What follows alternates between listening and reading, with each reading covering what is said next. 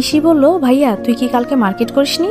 আমি বললাম, করেছি তো, কেন কি হয়েছে? ইসি বলল, তাহলে এই পোশাক পরলি কেন? তোকে একদম বাজে দেখাচ্ছে।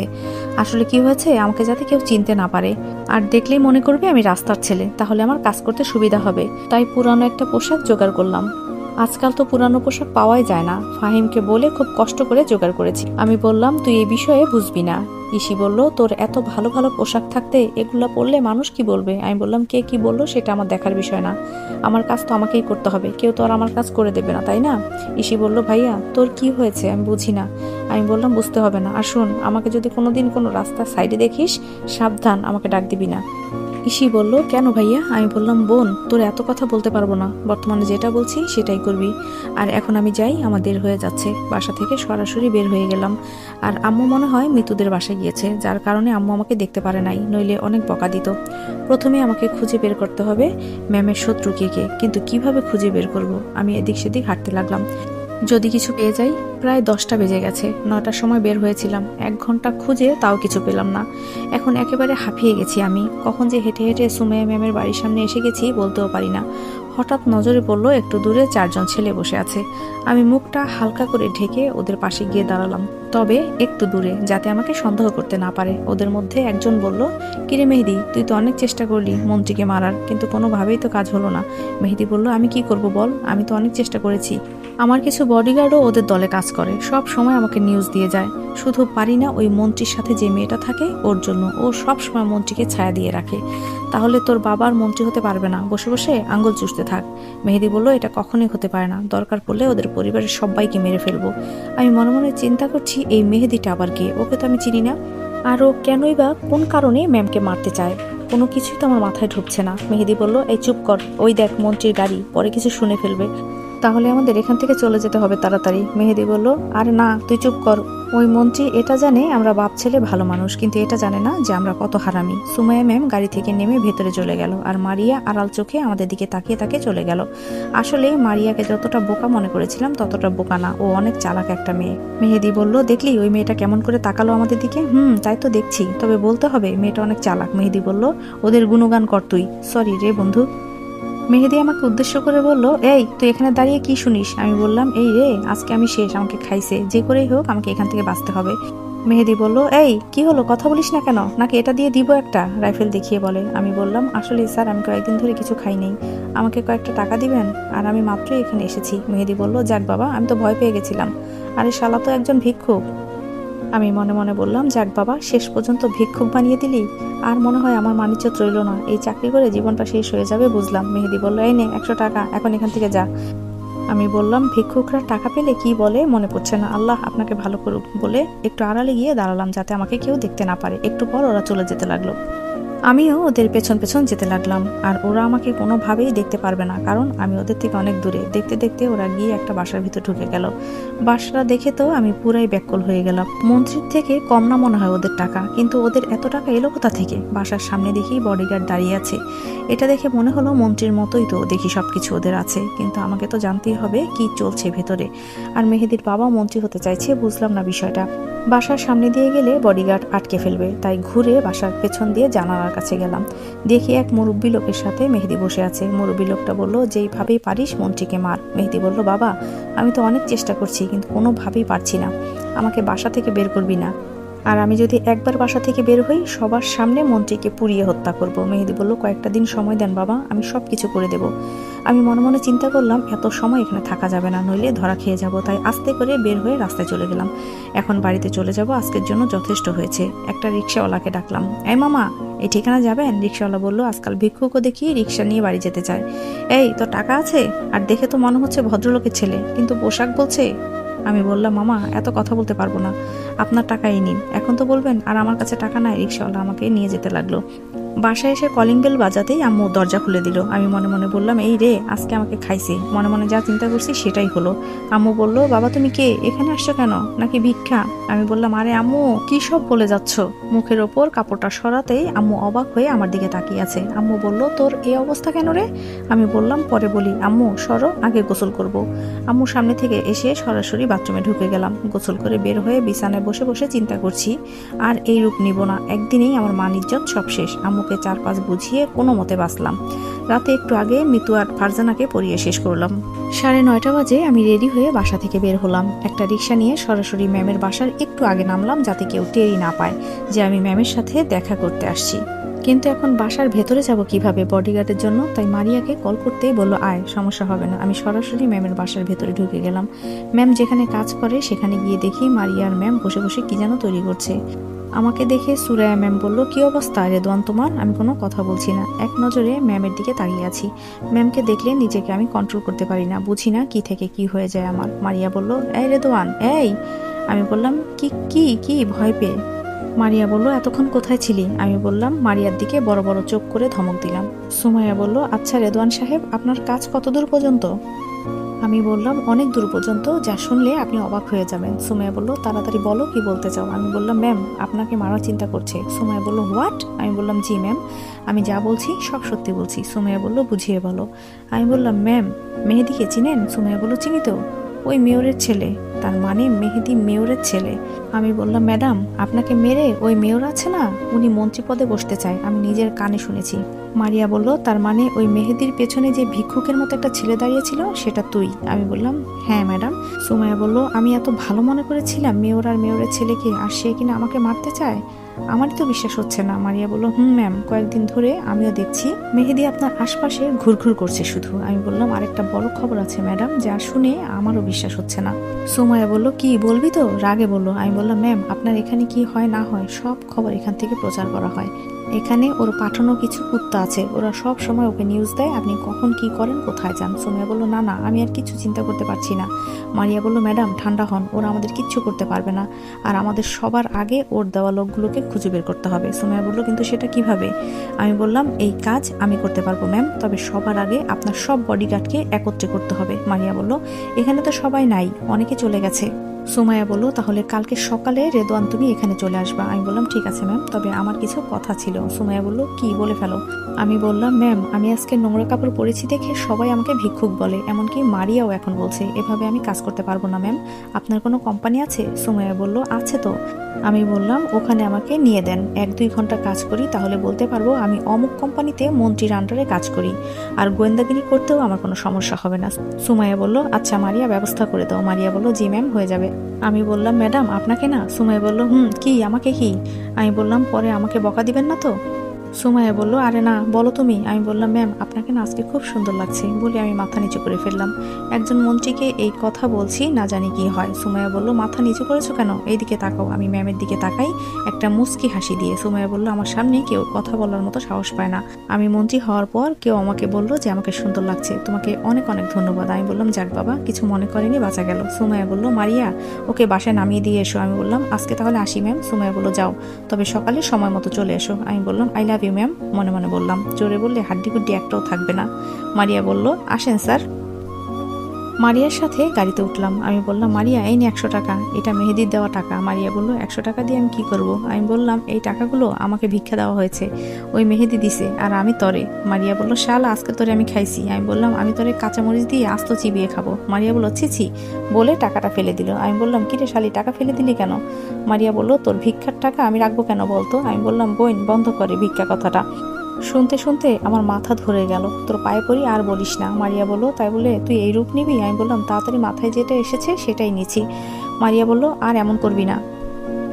আমি বললাম, উচিত শিক্ষা হয়ে গেছে আমার, আবারও এমন করব? তুই চিন্তা করতে পারলি কিভাবে? মারিয়া বলল, আজকে একটা বিষয় দেখলাম, তুই কেমন করে যেন ম্যামের দিকে তাকিয়েছিলি, ডাল মেকুস কালা হে। আমি বললাম, আর না, তেমন কিছু না, এমনি তাকিয়েছিলাম। মারিয়া বলল, সত্যি বলবি না তো? আমি বললাম, কি বলবো? মারিয়া বলল, আমাকে বল, ম্যাম কি তোর পছন্দ হয়েছে? যদি হয় বল, আমি তোকে সাহায্য করতে পারি। আমি বললাম, এত বোকা আমি না যে তোমার কথায় আমি পা দিব। রিয়া বলল, আমিও দেখে নেব। বললি না তো, ঠিক আছে। আমি বললাম, আচ্ছা যাই রে, আর তোরে আমি বাসায় যেতে বললাম না, অনেক রাত হয়ে গেছে। মারিয়া বলল, আরে না, তুই যা, আমি চলে যাব। আমি বললাম, আচ্ছা বাই, ভালো থাকিস। মারিয়া বলল, বলে চলে গেল। আমি বাসায় যেয়ে কলিং বেল বাজাতেই মা দরজা খুলে দিল। আমি বললাম, কি ব্যাপার আম্মু, তুমি এখনো ঘুমাও নাই? আম্মু বলল, না, তোরে রেখে কিভাবে ঘুমাই, তাই জেগে আছি। আমি বললাম, আচ্ছা যাও তো মা, ঘুমাও, আমার আর কোনোদিন দেরি হবে না। রুমে এসে শুয়ে পড়লাম। কালকে ম্যামকে বলবো রাতে দেখা করতে পারবো না, নইলে বলবো আরো আগে দেখা করতে। শুয়ে শুয়ে সুমাইয়া ম্যামকে নিয়ে স্বপ্ন দেখছি। সুমাইয়া ম্যাম ও আমার বিয়ে হলো, আমাদের 2টা বেবি আছে, এগুলো দেখছি আর মনে মনে হাসছি। গরিবরা শুধু স্বপ্নই দেখতে পারে, আর সেই স্বপ্ন কোনোদিনই পূরণ হয় না। আমারও হয়তো হবে না, জানি না ভাগ্য আমাকে কোথায় থেকে কোথায় নিয়ে যাবে। তবে এই শহরে এসে বুঝতে পারলাম টাকা ছাড়া কেউ কাউকে দাম দেয় না। তোমার টাকা আছে তো সব আছে, টাকা নাই কিছুই নাই। তবে সুমাইয়া ম্যামের মনটা অনেক ভালো। সকালে ইসির ডাকে ঘুম ভাঙলো। ইসি বলল, ভাইয়া ওঠ। ইসি বলল, ভাইয়া ওঠ, অনেক বেলা হয়ে গেছে। আমি বললাম, যা তো বোন এখান থেকে, আমাকে একটু ঘুমোতে দে। ইসি বলল, হ্যাঁ ঘুমা, আরো ভালো করে ঘুমা। কয়টা বাজে জানিস? আমি বললাম, বোন তোর পায়ে 2টা ধরি, তুই এখান থেকে যা। ইসি বলল, ভালো করে বলছি ওঠ, নাইলে কিন্তু রান্নাঘর থেকে খুন্তিটা নিয়ে আসবো। আমি বললাম, দূর, তোর জন্য আর পারি না বলে ঘুম ঘুম চোখে উঠলাম। ফোনটা বের করে সময়টা দেখে একটা লাফ দিয়ে উঠলাম। ইসি বলল, কিরে ভাইয়া তোর কি হয়েছে? আমি বললাম, কি হয়েছে না বল, এত বেলা হয়ে গেল, আমাকে আরো আগে ডাকবি না? ইসি বলল, সেই কখন থেকে তোকে ডাকছি, তোর তো কোনো খোঁজ খবরই নাই, আমি কি করব বল? আমি বললাম, ধুর, এখন ম্যামকে কি বলবো, আগে তাড়াতাড়ি রেডি হয়ে দৌড় দেই। ইসি বলল, ভাইয়া শোন শোন। আমি বললাম, আবার কি হয়েছে? ইসি বলল, ভাইয়া আজকে তো শুক্রবার। আমি বললাম, কি? ইসি বলল, এর জন্যই তো তোরে সকাল সকাল ডাকি নাই। আমি বললাম, আজকে যে শুক্রবার, আমাকে আগে বলবি না, আরো একটু ঘুমাইতাম। এখন যা মার কাজে সাহায্য কর। ইসি বলল, আমার বইয়ে গেছে সাহায্য করতে। আমি বললাম, করবি করবি, যখন জামাই পিঠে 2টা দিবে তখন বুঝবি আমার কথার দাম। ইসি বলল, আমি বিয়ে বসলে তো কাজ করব। আমি বললাম, ও মা, আমার পাগলি বোন বলে কি? আচ্ছা যা, মার কাজে সাহায্য করতে হবে না, গিয়ে পড় যা। ইসি বলল, আমি মারিয়াকে একটা কল দিলাম। মারিয়া বলল, কিরে এত সকাল সকাল কল দিলি যে, কেউ কি মারা গেছে? আমি বললাম, মরেছে তো। মারিয়া বলল, কে মরেছে স্যার? আমি বললাম, মারিয়া নামের একটা মেয়ে মারা গেছে। মারিয়া বলল, ফাজলামি করিস না আমার সাথে। আমি বললাম, তো কি বলবো শালি? মারিয়া বলল, আমার সাথে তুই রাগ দেখাস শালা। আমি বললাম, তো কি করব, আজকে যে শুক্রবার, এটা কালকে বলবি না ম্যাডামের সামনে? মারিয়া বলল, দেখ এই বিষয়টা আমারও মনে নাই। আমি বললাম, আজকে তো সবকিছুই বন্ধ, তুই গেছিস নাকি? মারিয়া বলল, না শুক্রবার বন্ধ। আমি বললাম, তাহলে তো আমারও বন্ধ, আমিও যাব না। মারিয়া বলল, তোর কথা তো আমি বলতে পারবো না। আমি বললাম, তোর একবার সামনে পাই, পরে দেখিস কি করি। এখন ম্যামের নাম্বারটা দে, তোর সাথে কথা বলে কিচ্ছু হবে না। মারিয়া বলল, নাম্বারটা তো দেওয়া যাবে না তোরে। আমি বললাম, বোন তোর পায়ে 2টা পড়ি, এত কথা তোর সাথে আমি বলতে পারবো না, আগে নাম্বারটা দে। মারিয়া বলল, দিচ্ছি, আমি মেসেজ করে। আর সাবধান, এটা কিন্তু ম্যামের পার্সোনাল নাম্বার, তুই আর কাউকে দিস না। আমি বললাম, মেয়েদের মাথায় যে এত বুদ্ধি থাকতে পারে, তা তো আমি আগে জানতাম না। মারিয়া বলল, কি তোর মনে হয় আমার মাথায় কিছুই নাই? আমি বললাম, তুই জানোস কিভাবে? মারিয়া বলল, আমার কিন্তু এখন অনেক রাগ উঠছে। আমি বললাম, রাগ তো ভালো, তো উঠলে গিলে ফেল, তাহলে রাগ কমে যাবে। মারিয়া বলল, কুকুরের লেজ কখনো সোজা হতে দেখছোস? আমি বললাম, এটা ঠিকই বলছোস, তোর লেজ কখনো সোজা হবে না। মারিয়ার ওখান থেকে কি জানি একটা শব্দ হলো, মনে হলো যেন দাঁত কিরমির করছে। আমি বললাম, কিরে মারিয়া, তুই কি পেটের খিদায় দাঁত ভেঙে খেয়ে ফেলছিস? মারিয়া বলল, তুই কালকে অফিসে যা, দেখিস তোরে আমি কি করি। এই বলে মারিয়ার কোনো কথা না বলেই ফোনটা কেটে দিল। একটু পর মারিয়া মেসেজ করে ম্যামের ফোন নাম্বারটা দিয়ে দিল।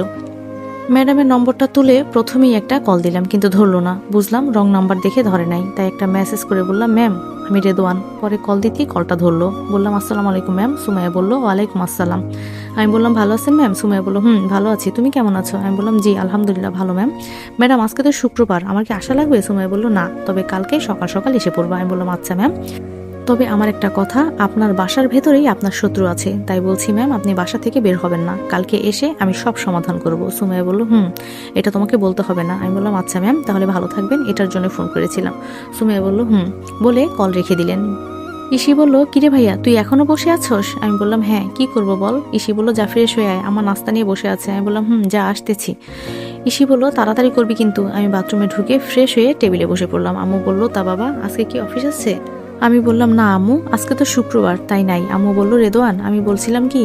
আমি বললাম, হ্যাঁ আম্মু বলো। আম্মু বলল, অনেকদিন তো হয়ে গেল, গ্রামের বাড়িতে যাওয়া হয় না। আমি বললাম, তোমার কি মনে হয় আমাদের বাড়ি আর আমাদের আছে? ইসি বলল, তাহলে কে নেবে ভাইয়া? আমি বললাম, গিয়ে দেখ, মেম্বার আমাদের বাড়ি দখল করে আছে, গ্রামের বাড়িতে যাব, তবে সব কিছু সমাধান করে। আম্মু বলল, তুই যেটা ভালো মনে করিস সেটাই কর। মিতু বলল, হাই কেমন আছো সবাই? আম্মু বলল, আরে মিতু আর ফারজানা যে, বসো বসো এখানে, আমাদের সাথে নাস্তা করো। ফারজানা বলল, না আন্টি, আমরা এই মাত্র নাস্তা করে আসছি। আম্মু বলল, তো কি হয়েছে, বসো বলছি। মিতু বলল, আন্টি পেট ভরা তো। ইসি বলল, ভালোভাবে বলছি, বসে পড়, নাইলে কিন্তু এমন মাইর দিমু জন্মের ঠিক হয়ে যাবি। মিতু বলল, দেখছেন আন্টি আপনার মেয়ে আমাকে কি বলে?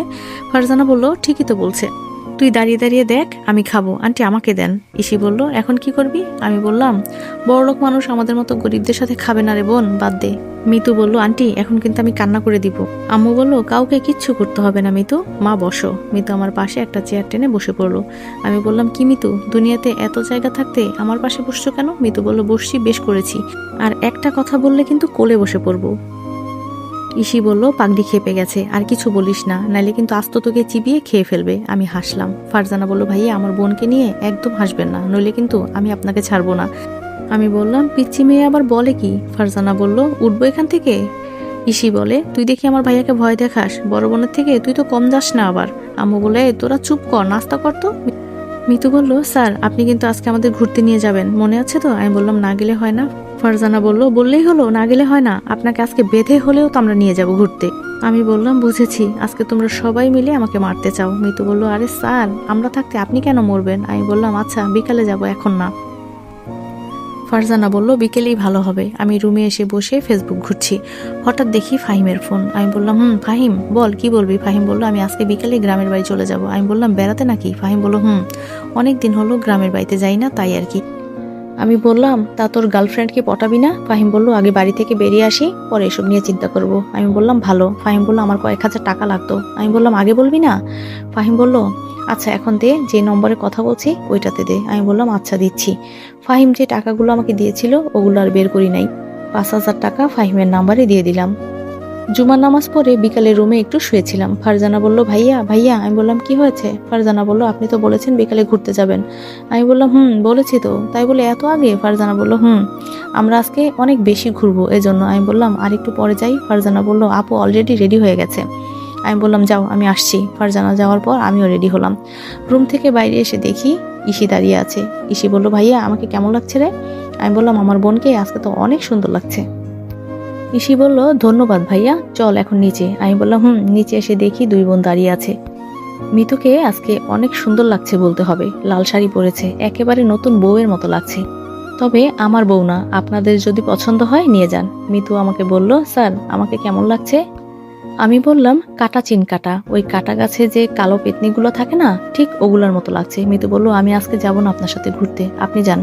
ইসি বলল, দেখ রাগ করিস না, তোরে অনেক সুন্দর লাগছে, ভাইয়ার চোখ নাই বলে ভাইয়া তোকে ভালো করে দেখতে পারছে না। আমি বললাম, হ্যাঁ মিতু, তোমাকে আজকে অনেক সুন্দর লাগছে, মজা করলাম, এখন কি এখানে দাঁড়িয়ে থাকবা নাকি যাবা? ফারজানা বলল, হ্যাঁ ভাইয়া চলেন। আমি দুইটা রিক্সা ডাক দিলাম। আমি বললাম, মিতু আর ইসি তোরা একটা রিক্সায় যা, আর আমি আর ফারজানা একটা রিক্সায় আসছি। মিতু বলল, তা হবে না, আমি আপনার সাথে বসে যাব। ইসি বলল, চুপ কর তো তুই, আমার সাথে আয়। বলে ইসি মিতুকে নিয়ে এক রিক্সায় উঠে গেল। আমি আর ফারজানা একটাই উঠলাম। ফারজানা একটু ছোট থাকার কারণে আমার বসতে কোনো অসুবিধা হচ্ছিল না। ফারজানা বলল, মামা পার্কে নিয়ে চলেন। আমি বললাম, পার্কের নামও জানো দেখি, কখন এসছিলে আগে? ফারজানা বলল, ভাইয়া আমি এসছি তো, তবে বান্ধবীদের সাথে। আমি বললাম, তুমি এখনো ছোট একটা মেয়ে, আর কখনো কোনোদিন আসবা না, সাবধান। ফারজানা বলল, তাহলে আপনি আমাদের প্রতি শুক্রবারে এখানে নিয়ে আসবেন। আমি বললাম, হ্যাঁ, আমার তো আর খেয়ে দিয়ে কোনো কাজ নাই, তোমাদের আমি ঘুরতে নিয়ে আসবো প্রতিদিন। ফারজানা বলল, আচ্ছা ভাইয়া একটা কথা বলবো। আমি বললাম, বলো। ফারজানা বলল, আপনার গার্লফ্রেন্ড আছে ভাইয়া?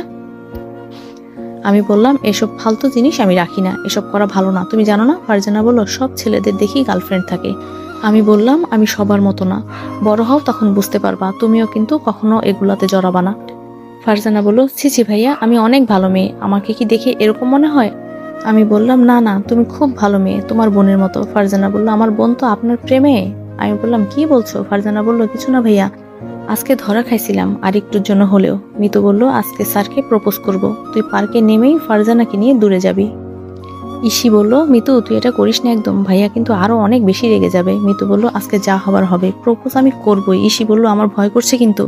মিতু বলল, প্রপোজ করব আমি, আর তুই ভয় পাস কেন? ইসি বলল, ভাইটা যে আমার, যেই রাগ ভাইয়ার। মিতু বলল, ওসব বলে আজকে লাভ নাই, আজকে যদি কিয়ামত হয়ে যায় তবুও তোর ভাইকে আমি প্রপোজ করবই। ইসি বলল, তুই যা ইচ্ছে কর, আমি তোর সাথেই নাই। মিতু বলল, তুই শুধু ফারজানাকে নিয়ে একটু দূরে যাইস, বাকিটা আমি দেখবো।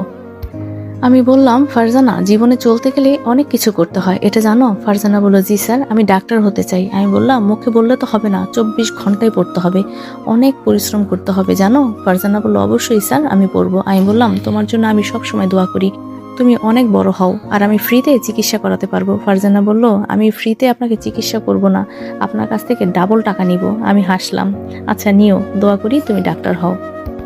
ফারজানা বলল, স্যার আপনি না অনেক ভালো। আমি বললাম, কে বলেছে আমি ভালো? ফারজানা বলল, না স্যার আপনি অনেক ভালো। আমি হাসলাম। কথা বলতে বলতে কখন যে পার্কে চলে আসছি বলতেই পারি না। 2টা রিকশার ভাড়া দিলাম। অবশ্য মিতু দিতে চেয়েছিল। আমারও তো একটা ইজ্জত আছে নাকি? মাস্টার রেখে স্টুডেন্ট টাকা দিবে? এটা তো হয় না। ফারজানা বলল, ভাইয়া এইদিকে।